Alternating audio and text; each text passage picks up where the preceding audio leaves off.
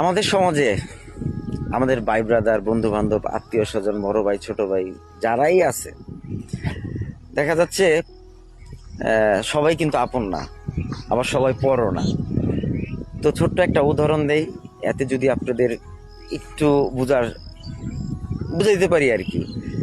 একটা মশার বাচ্চা যখন প্রথম সে উড়তে শিখে, তো ওড়ার জন্য সে বাবার কাছ থেকে পারমিশন নিল যে বাবা আমি তো উঠতে চাই, আমার তো ডানা হয়েছে, আমি উঠতে চাইতেছিলাম।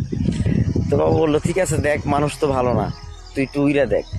তো উঠতে গিয়ে চারপাশে উঠলো, যতই আস্তে আস্তে উপরের দিকে উঠতেছে ততই হাতে তালির সংখ্যাটা বাইরে যেতেছে, মানুষ হাতে তালি দিতেছে, উঠতেছে হাতে তালি দিতেছে। তারপরও ওর বাসায় চলে গেল।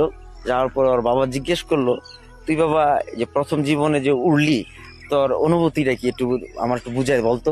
তো বললো যে বাবা আমি খুব খুশি, কারণ আমি উঠছি যখন চারপাশ থেকে খালি মানুষ হাতে তালি দিছে, হাতে তালি দিছে।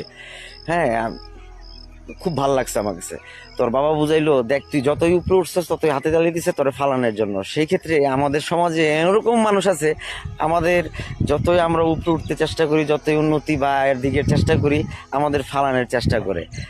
তাই এটা মাথায় নিয়ে চলতে হবে না, আপনার বুদ্ধিমত্তা দিয়ে চলতে হবে, যার সাথে যেই রকম করার ঠিক ওই রকমই ব্যবহার করতে হবে।